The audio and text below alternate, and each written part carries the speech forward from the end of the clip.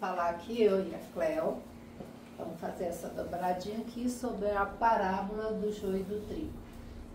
É importante a gente pensar sobre isso, o que foi dito naquela época por Jesus e quanto isso ainda precisa ser percebido por nós enquanto joio, enquanto trigo.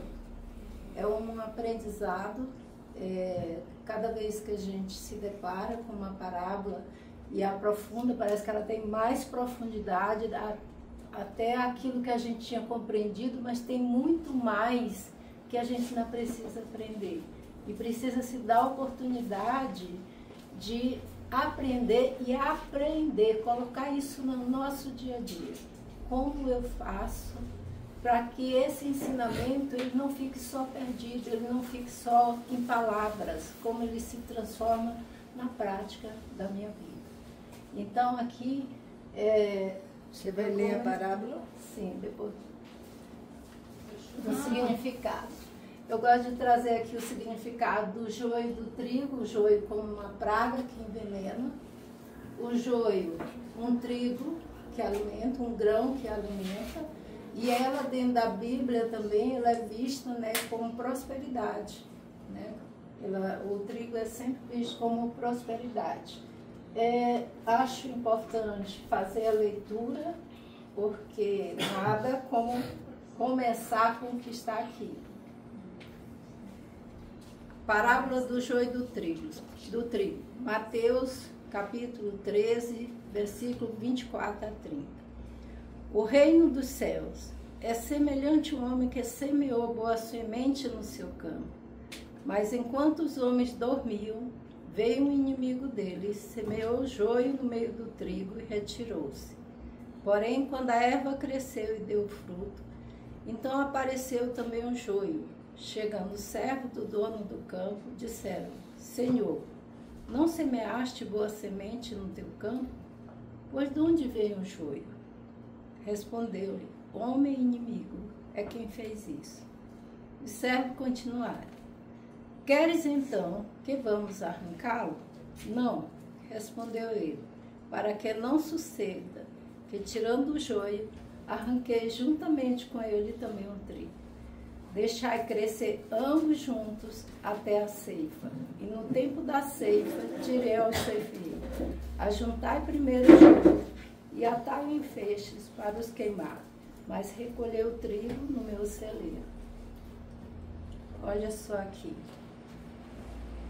Quando a gente pensa nessas parábolas aqui, nesse livro, tem duas visões que traz essa Ramana Maharishi, eu estou pronunciando, eu acho que é essa. Maharishi e o Berto Roder. Então, ela vai ver, a Ramana, vai ver o trigo como a doutrina de Jesus. Como ele veio semear a boa nova do Pai. Como ele veio trazer essa informação para todos. Porque até então tínhamos escolhido de Deus e era o povo eleito de Deus. O restante da humanidade estava fora. E ele vem com a boa nova. Ele traz o acolhimento a todos, independente de classe social, independente do que a pessoa tinha em termos de recurso ou não. Inclusive, se a gente pensar, as parábolas de Jesus, ela sempre fala do dia a dia. Então ele falava para pescadores, agricultores, pastores e outros de alta sociedade que assistiam, mas em número bem menor. Então quem mais se interessava? O povo que estava sofrendo e que estava naquele momento sendo acolhido amorosamente. Porque aqueles que tinham recurso não olhavam para as pessoas como pessoas. Não via essas pessoas, não via o ser humano que era, o seu valor enquanto ser humano. Valia o que tinha em termos de recurso financeiro. Então Jesus traz isso, mas quando ele faz as pregações, quando ele vai para o público, então a partir daí ele também ganha os inimigos, aqueles que estavam tendo seus interesses contrariados. E aí, esse é que é o joio. Então, por um lado, você tem um semeador, um bom semeador, que traz a melhor semente, mas tem o joio, que são essas pessoas que vão colocar dúvidas, vão perseguir, até mesmo matando o semeador. Mas ele foi, mas as palavras deles continuam até hoje, não passou. E ela é a origem do cristianismo. Mas dentro desse cristianismo, que tem várias religiões, inclusive essa, nós vamos ver também o joio. Aqueles que deveriam pregar a fraternidade, o amor, a união, vão pregar o quê? Desunião entre as palavras do Cristo. Vão deturpar essas palavras, vão deturpar esse ensinamento. Ele não disse, essa igreja é minha, essa igreja não é. Não, ele disse o que deveríamos fazer. Ele não disse, ele fez. Ele deu exemplo. A vida dele foi exemplo. Quem escreveu o que ele disse foi o apóstolo, né? Foi o evangelista, Mateus, Marcos, então Lucas. Ele não escreveu.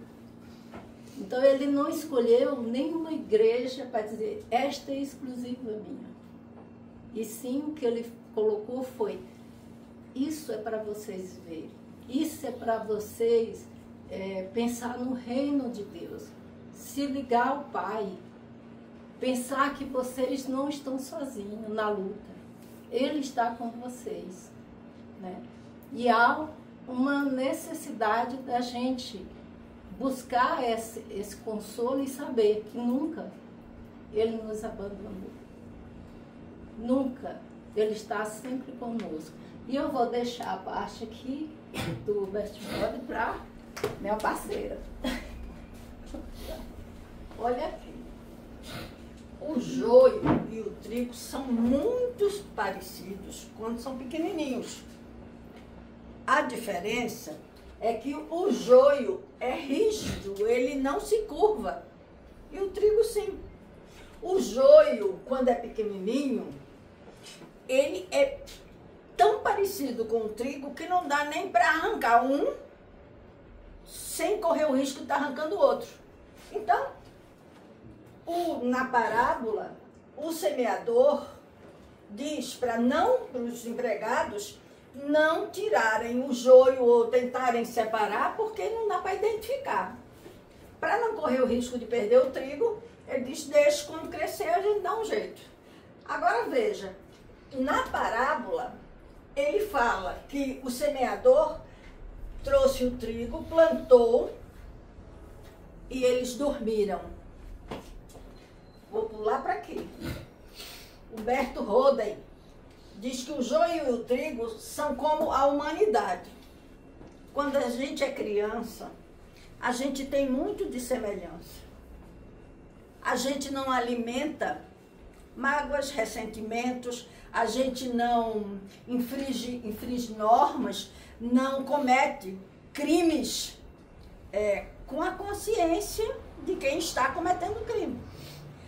A gente briga, discute ali, 2 minutos depois a gente está brincando com aquele com quem a gente discutiu. Não é assim? Com criança? Então, pequenininhos, nós nos confundimos. Somos iguais ou muito parecidos. À medida em que vamos crescendo, ou nem tanto, mas nos tornando adultos, nós vamos nos diferenciando, cada um sendo aquilo que realmente é, mesmo que muitas vezes a gente use disfarces, como a gente vê na hipocrisia de muitos. O joio e o trigo estão dentro de cada um de nós. Estão. Nós temos, às vezes, tendência a tratar mal uma pessoa porque fomos maltratados ali na esquina. E a vontade que a gente tem é de dizer um desaforo, mas a gente viu que o outro tem muito mais força, o outro é muito maior e a gente fica quieto. mas fica aqui, fica engasgado. A gente está chateado, danado da vida. Chega no menorzinho, a gente joga ali, tem gente que chuta o cachorro, tem gente que dá pontapé no gato, tem gente que briga com a mulher, tem gente que briga com o filho para descontar aquilo que um colega de trabalho, o chefe, seja lá quem for, fez. Isso é o joio que a gente alimenta dentro da gente.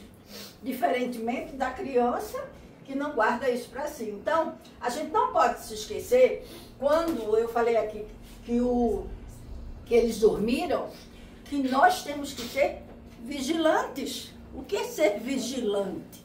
É estar atento todo o tempo. É saber pedir perdão, saber pedir desculpa, é saber conservar o tom de voz quando está chateado com alguma coisa. Estou chateado, mas o outro tem nada com isso. Fulano gritou comigo, eu não posso despejar em Beltrano o que me deu vontade de dizer para o fulano. Então, separar o joio de trigo significa separar dentro da gente aquilo que faz mal.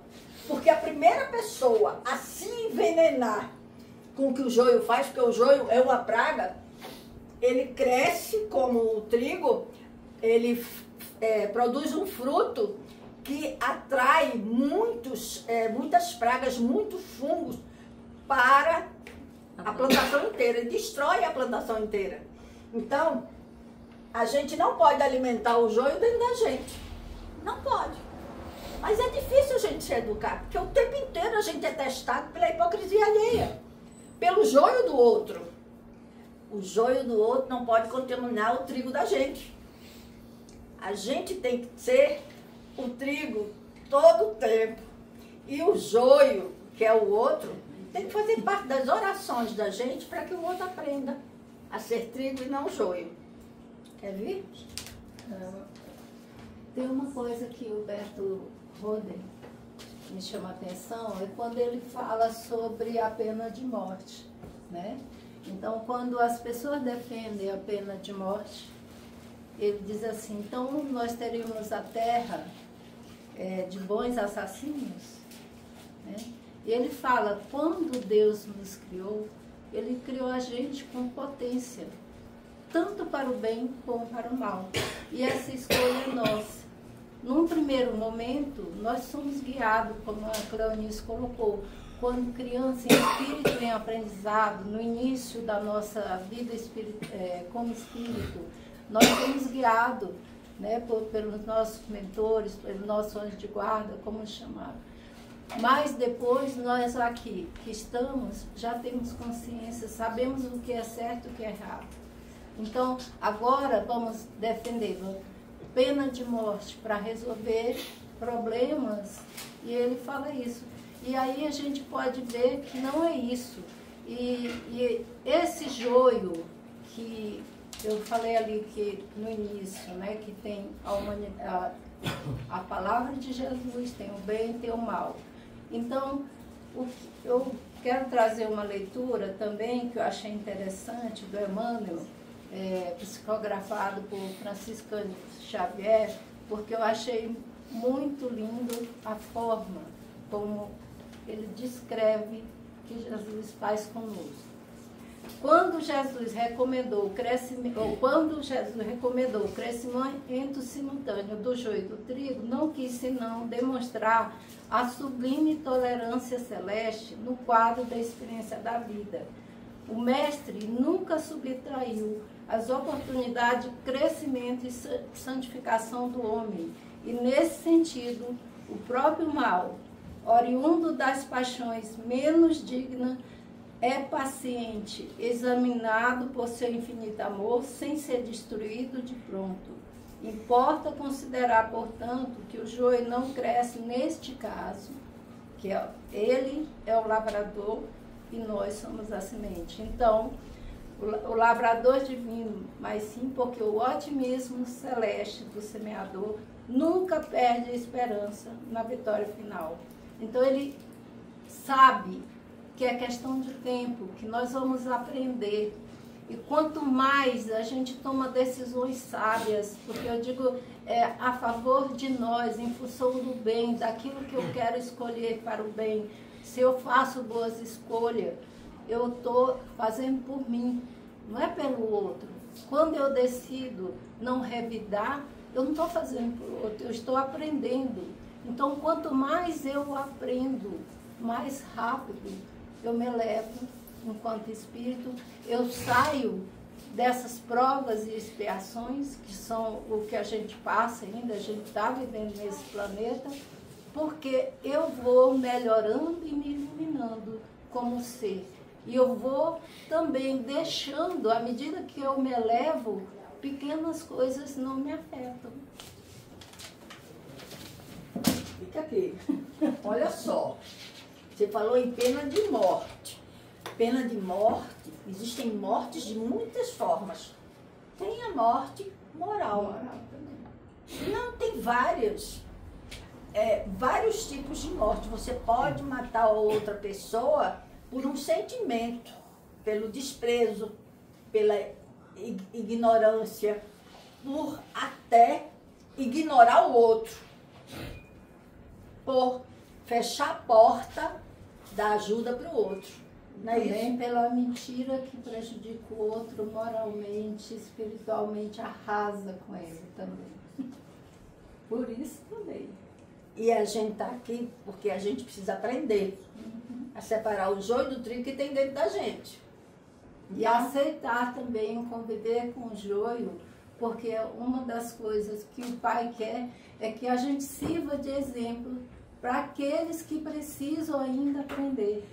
Quando você fala a gente sirva de exemplo, você não está falando da gente. Não, A gente está falando da gente. De todos. Todos, de alguma forma. E aí não importa o credo, não importa a camisa que vista, mas importa o exemplo que dá. Porque de alguma forma a gente é ou um exemplo, uma referência, ou um modelo, bom ou ruim, para qualquer pessoa. Uma criança pode ser um modelo para a gente que é adulto, certo? E quais são as dúvidas?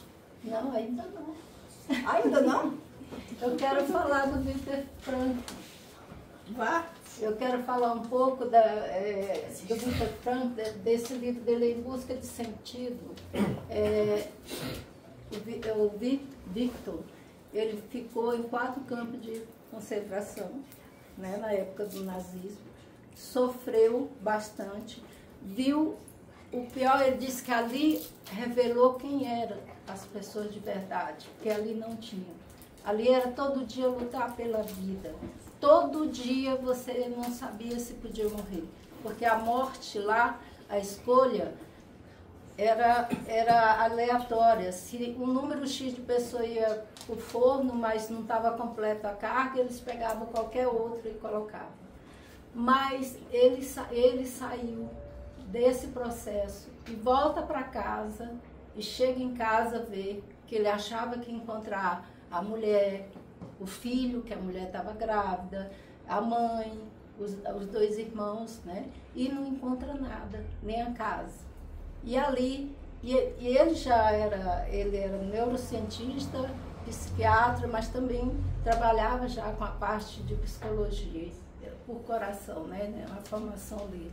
Então ali, quando ele vê, ele não vê sentido, mas ele diz, mas eu sobrevivi, porque no campo de concentração, com toda a dor, ele via pessoas, né, que ficavam, porque ele tinha, ou você ia para o fogo, não aguentava, ia para a cerca, eletrocutar, mas no campo, ele fez um juramento para ele mesmo, de sobreviver, de fazer tudo para sobreviver. Se dependesse dele, ele não daria fim à vida. E outra coisa, quando ele sai dali, que ele sai um pouco desorientado e vê que não tem nada, ali ele vai e busca essa força também, de não só sobreviver, a questão de buscar o amor que ele viu, o amor entre os companheiros, o amor que ele viveu com a família, o amor que ele teve com a esposa dele, com aquele filho ou filha que ele até dedica, que ele nem conheceu. Então aqui você vê que são opções que a gente tem todo dia. E eu selecionei 2 frases dele para repetir aqui, porque eu acho que é importante. Que você não é produto das circunstâncias, você é produto de suas decisões. Olha aqui, repete. Você não é produto das circunstâncias, você é produto das suas decisões, porque ele tomou uma decisão. Ele tomou uma decisão ali. E a outra é, não é o que você espera da vida que importa, mas o que a vida espera de você. Então, eu acho importante a gente pensar sobre isso. E eu vou falar rapidinho as reflexões para dar. Nós temos alguns minutinhos. Tem? Tem. Então, aqui, pensando nisso, eu fiz algumas reflexões para que a gente pense no dia a dia como é que eu estou sendo? Estou sendo joio, estou sendo trigo? Então, como eu tenho agido em situações de estresse? Em situações como essa que a Cleo colocou. Se fosse eu, como é que eu faço? Eu vou ser joio ou vou ser trigo ali? Né? Ainda prejudico aqueles que me querem mal?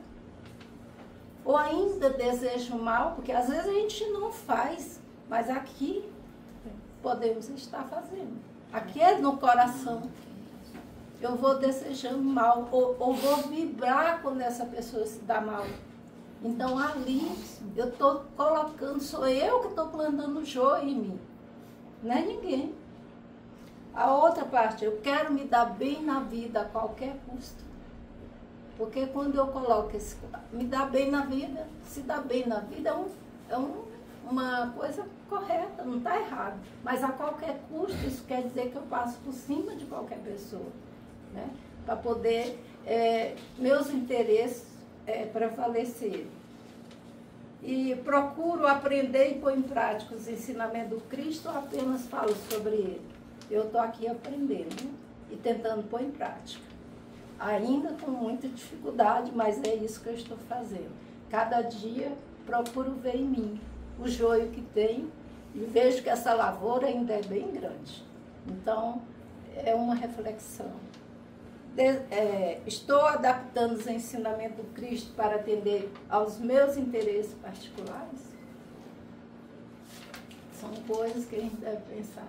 E pensar, Cristo não desiste de nós. Ele acredita em nós. Ele acredita na força que nós temos de mudar essa chave, fazer essa mudança para o bem. Deixo com você. Ele acredita tanto que ele deixou essas parábolas todas para a gente, sabendo que um dia a gente vai compreendê-las de ponta a ponta. Que até hoje a gente sabe parte. Cada vez que a gente lê, a gente aprende um pouquinho mais, né? Mas a gente ainda não sabe, na inteireza, toda a doutrina de Jesus. Né? E você esqueceu de falar de uma questão aqui, desejo mal para os meus inimigos. Que inimigos? Inimigos não tem. Eu costumo dizer que a gente, eu já procurei vários cartórios para ver se existe alguém registrado com o nome de inimigo. Não existe. Nós é que damos o nome de inimigos quando nos sentimos feridos ou quando não gostamos, não compactuamos da ideia que o outro tem. Então, quando ele não compactua com a nossa. Aí virou inimigo. Calma. Inimigo não existe. Inimigo é aquele que a gente chama assim. Quando a gente chama assim, o peso fica na gente. Porque o sentimento que representa o joio fica dentro da gente. E não do outro, que mal sabe que a gente acha que o outro é inimigo. Eu acho que isso aí vem na palavra do Frank, quando perguntaram para ele, ele disse, dói, vai ficar a cicatriz, mas eu que determino. Então, eu prefiro pensar no amor disso, no que eu aprendi, no que eu vi e no que tem de humano, que é isso que encanta também. É que nós temos algo mais do que esse corpo. Nós temos uma alma que não morre e que tem uma possibilidade de crescer, de desenvolver cada vez mais, de evoluir. E essa decisão mesmo de não falar inimigo é interessante que você trazer, porque eu sou uma que ainda falo. Então é bom a gente saber que não, olha, dizer no seu pé. Então é bom a gente saber E eu falo muito, palavras têm força. Então, se eu já nomeio o outro como inimigo, eu realmente estou dando um peso que ele não deveria ter. E se eu olhar para ele, o potencial que ele tem como filho de Deus, eu dou leveza para o que quer que ele tenha feito para mim. A gente não pode esquecer que a grande lei que a gente tem diz para a gente se amar, para a gente aprender, amar a gente, aprender a amar o outro, para poder chegar a amar a Deus, não é? Jesus diz, amai-vos uns aos outros como eu vos amei. Então, é só palavra de amor que ele praticou, sem hipocrisia, e que se eternizou. Pode quem quiser enterrar a semente. Ela vai se transformar numa árvore frondosa que dá frutos até hoje, mesmo que 2024 anos depois. E vai cada vez mais diminuir o joio e aumentar o trigo. Até com a graça de Deus. Até que não existe. Com a graça de Deus. Alguém já disse que te ama hoje? Já, você vê, né? Te amo, viu? Ficou batom. Graças a Deus.